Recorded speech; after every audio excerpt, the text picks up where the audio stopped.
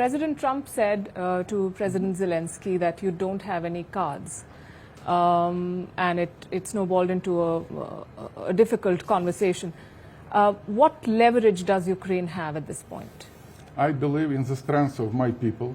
I believe in the strength of our soldiers. We have this spirit, high and moral, to resist. So once again, we want to end this war this year. We need support of international community because it's about principles. It's about principles and restoration of the old order based on international law. Do you believe that your president was insulted in the meeting with Donald Trump at the White House? President Zelensky is the president of the country which is in war. Yes. So that's why he protected his country, he protected his people. It's a yes or no question. I explained the position of the president which is in war, of the country which is in war. I'll tell you why I asked this, because the Americans are mediating this conversation. And do you believe that after what happened in the Oval Office, do you see them as fair arbitrators?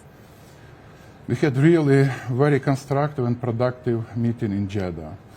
We put our bilateral relations on a proper diplomatic way. We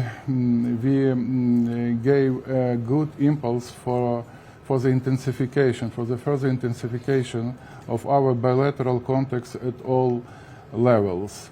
We accepted their proposal of the ceasefire.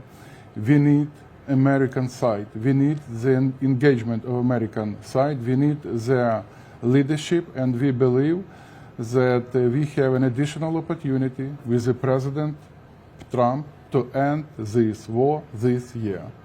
He's going to be talking to President Putin today, and Russia has spelled out its position just like you have, and they have some clear demands, including no European soldiers as a peacekeeping force in Ukraine and so on.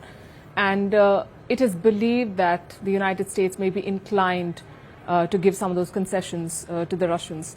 If that happens, are you ready to walk back on some of your demands? Once again, Ukraine accepted this ceasefire unconditionally.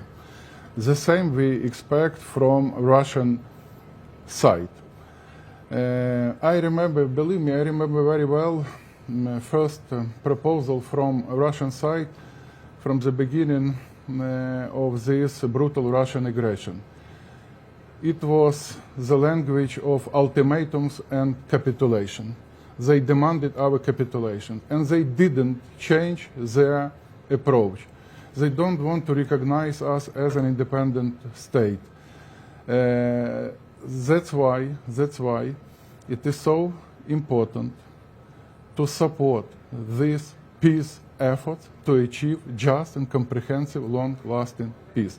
Once again, no restrictions of Ukrainian army capacities. What does it mean, just and comprehensive peace? No possibility to restrict our choice to become a member of any unions, of any allies. No compromises at the cost of our territorial integrity and sovereignty. Ukraine will never recognize any part of territories occupied by Russians. So all these things are crucial and fundamental in our peace process. Let's start to implement. Let's start with a ceasefire. Do you think Russia will give up the territory that it controls? I mean, they have the upper hand, it seems, on the battlefield. The Ukrainian soldiers are on the back foot in once again, we will never recognize territories occupied by Russia. We so will then never recognize. How do you we expect have diplomatic to tools. We have diplomatic instruments. Now it's a time for diplomacy to demonstrate this power, to pressure.